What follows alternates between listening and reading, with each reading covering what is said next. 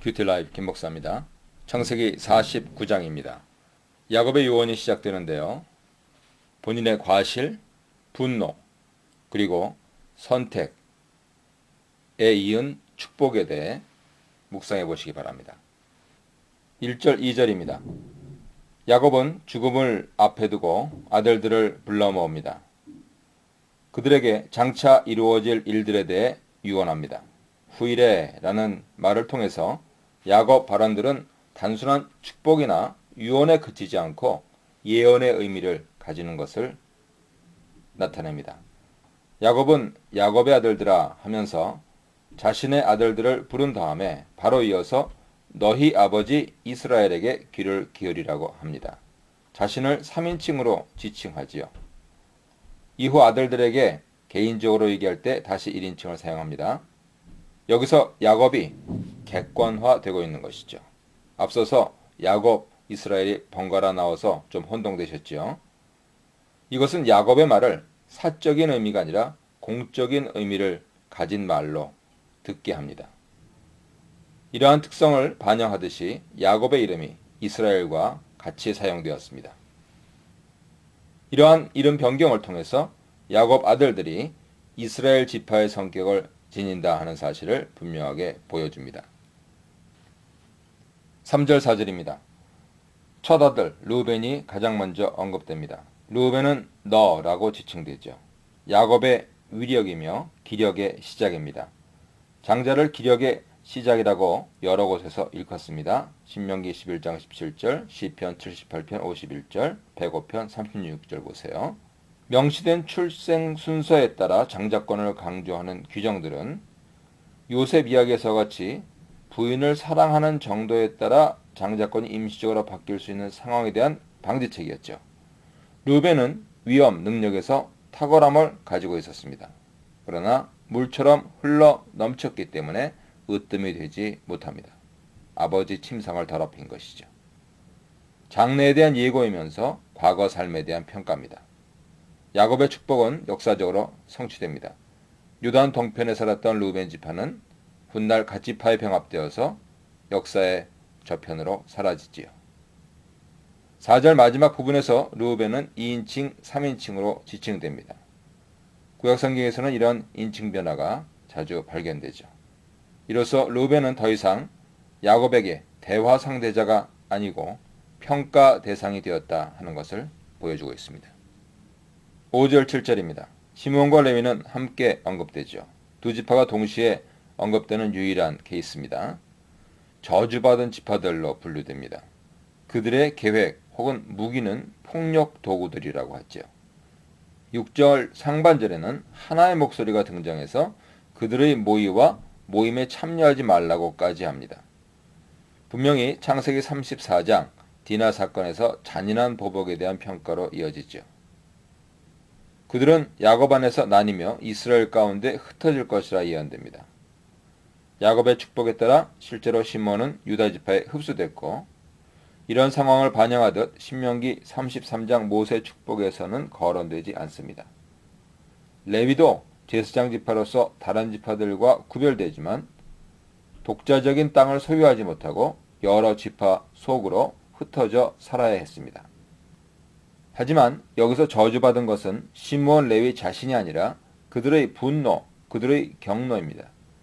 야비하고 잔인한 보복을 낳은 시므온과 레위의 분노는 좋은 평가를 받지 못합니다. 훗날 신명기 33장 9절에 모세의 말에서 레위의 분노는 영예로운 행동으로 칭송되기는 합니다.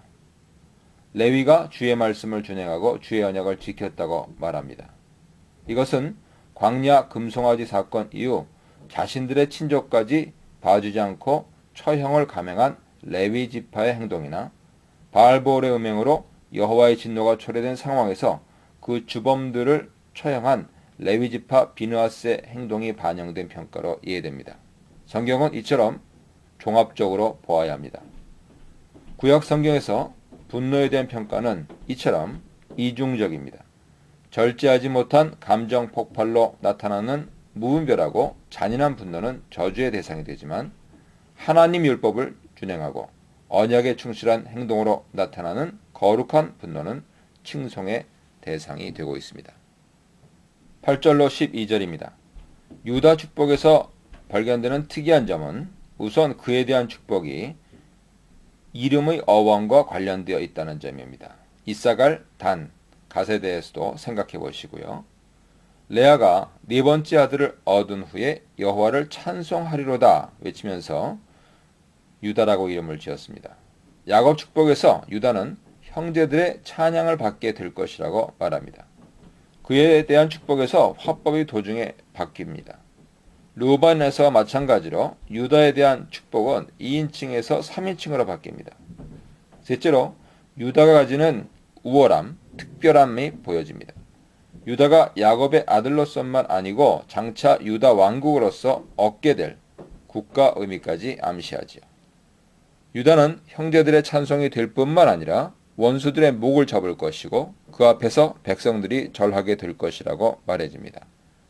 백성들이라는 말을 통해서 유다에게서 유일하게 다른 나라들과의 국제 관계가 언급되지요. 특히 홀과 규가 그 발 사이에서 떠나지 않을 것이다 하는 언급은 유다가 장차 통치권을 갖게 될 것이다 하는 사실을 분명히 보여줍니다. 야곱의 축복은 그러나 유다 통치권이 즉각 이루어질 것이라고는 말하지 않습니다. 요셉의 꿈이 실현되기까지 상당한 기다림이 필요했듯이 유다의 그러한 통치권을 가지기까지 상당한 시간이 필요합니다. 새끼 사자가 어미 사자가 되기까지 시간이 걸리듯 말이지요. 이런 기다림의 시간은 실로가 오시기까지입니다. 이 실로에 대한 해석은 그가 실로에 오시기까지 혹은 그 홀의 주인인 그가 오시기까지라고 다양하게 해석됩니다. 여기서 실로의 도래라는 것은 실로가 멸망하는 때를 의미한다고 보는 것이 가장 자연스럽다는 설득력이 큰 공감을 얻습니다. 이스라엘의 두 번째 종교 중심지였던 실로가 이름으로는 나타나지 않기 때문에 유다의 기다림은 실로의 멸망으로 종결되고 그 이후 이스라엘 지도력이 요셉에서 유다 지파로 옮겨진다 하는 점을 역사적으로 고찰하면 그렇게 해석할 수 있습니다. 시편 78편 60절 이하를 보세요. 실로는 이런 의미에서 미래 지도자를 가리키는 말로 이해됩니다. 유다 왕국 멸망 이후에는 이 본문이 메시아를 예언하는 본문으로 해석되었습니다. 유다 지파의 탁월함을 말하는 내용이 메시아에 대한 진술로 이해된 것이지요. 가장 용맹하고 힘센 사자에 비유되었고 풍요의 상징인 포도나무와 포도주에 대해 언급해 그러했듯이 가장 탁월한 인물을 말하고 있는 것이죠. 11절에 나귀와 나귀 새끼는 스가랴 9장 9절이 지지하듯이 메시아가 타게 될 새끼 나귀를 연상시키는 것으로 이해됩니다. 이렇게 해석하면 본문에서 얼마나 메시아를 기대하고 있는가 하는 점들이 크게 부각되지요. 역사적으로 굳건히 섰던 다윗 왕조의 실패를 뛰어넘는 이상적인 메시아가 유다 지파에서 나올 것이다라는 기대와 확신이 분명히 드러나고 이를 충분히 살리면서 히브리서 기자는 멜기세덱 제사장, 더구나 왕 제사장에 대해 말을 전하고 있는 것이죠. 이 문단에서는 하나님의 축복, 그리고 각 사람 분량대로의 축복에 대해 묵상해 보시기 바랍니다. 13절로 18절입니다. 스불론에 대한 축복은 그의 정착 지역과 관련되어 있습니다. 스불론은 단 아셀과 함께 바다로 나아가는 그러한 삶의 방식을 가지고 있었는데요. 13절 언급처럼 지중해를 점령했다거나 시돈을 차지하지는 않습니다. 여기서 시돈은 페니키아를 가리키는데요. 13절의 언급은 스불론 지파가 본래 베들레헴 주변 땅을 분배받았다가 시돈 가까이 북쪽 바닷가로 옮겨 정착할 것이라는 것을 예언합니다. 스불론 지파가 차지하게 될 땅에 대한 약속과 찬양이죠. 이사갈은 본래 산악 내륙 지역에 거주했는데 이후 서쪽 평지로 옮겨간 것으로 보입니다. 이러한 이주는 불행한 결과를 낳았죠. 정치 독립성을 상실하고 가나안의 지배를 받으면서 강제 노동에 시달려야 했기 때문입니다. 나귀처럼 쉬기를 좋아하고 땅을 보고 땅을 차지하려고 하지만 결국 압제를 받아서 남을 섬기는 신세가 될 것임을 예고하고 있습니다. 단은 출생 순서상으로는 야곱의 다섯째 아들인데 야곱 축복에서는 일곱째로 언급되면서 특별한 위치를 보여줍니다. 역대상 2장에서도 일곱 번째로 소개되지요. 야곱 축복에 의하면 단지파는 비록 작지만 백성을 정의로 판단함으로써 자신의 구실을 톡톡히 해낸다 하는 점을 보여줍니다. 자기 지파만 아니라 이스라엘 전체에 대한 단지파의 의미를 조망하게 하지요. 단은 뱀처럼 숨어있다가 적을 기습 공격하는 기술에 능한 사람, 지파가 될 것을 말하고 있습니다. 18절에는 특별한 표현이 나오는데요. 요셉 이야기 안에서 아무도 하나님을 여호와라고 부르지 않는데 이곳에서 하나님을 여호와라고 부릅니다. 여기에 사용된 구원이라는 말이 창세기 다른 곳에서는 전혀 나타나지 않습니다. 창세기 32장의 구원 사건을 떠올리게도 하지만 출애굽 역사를 앞당겨 생각하게도 하지요. 따라서 18절은 창세기와 출애굽기를 아우르는 거시적인 맥락에서 하나님의 구원 역사에 대해서 생각하게 합니다. 19절로 21절입니다. 갓지파는 유단 동편에 정착한 지파로서 아모리족 사막 약탈자들과 맞서 싸워야만 했습니다. 사사기 입다 이야기에서 잘 드러나지요. 공격을 받겠지만 용감하게 자기 방어하고 도리어 적을 추격할 것이라 예고됩니다. 아셀에게는 그의 이름이 의미하는 대로 복받은, 행복한, 그러한 것처럼 번영과 풍요를 약속하는 내용이 선포됩니다. 열왕기상 4장 7절에서 말하고 있는 바와 같이 아셀이 왕의 음식을 담당한다 하는 것은 특별한 내용이지요. 그 지역 생산품이 그만큼 품질이 좋고 믿을만하다 하는 것을 의미합니다.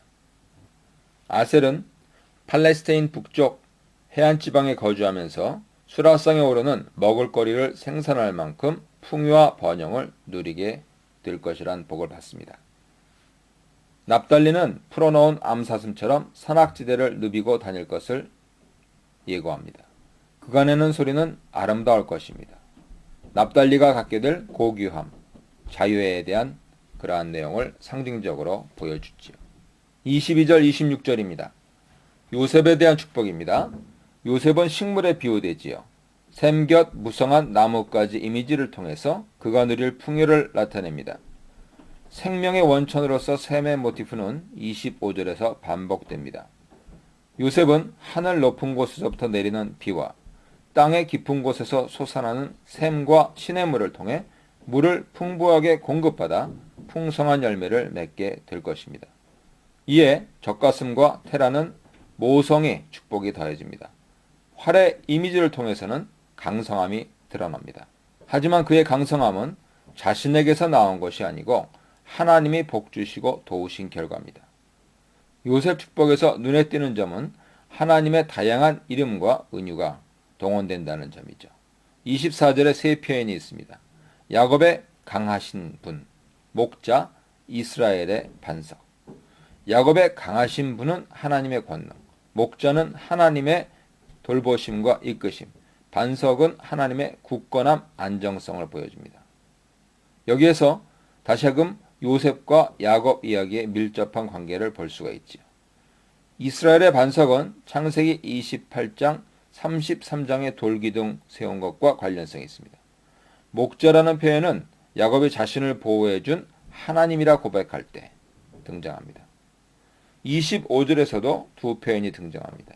네 아버지의 하나님, 전능하신 분. 네 아버지의 하나님은 요셉 하나님은 아브라함, 이삭, 야곱이 경험한 하나님이라는 겁니다.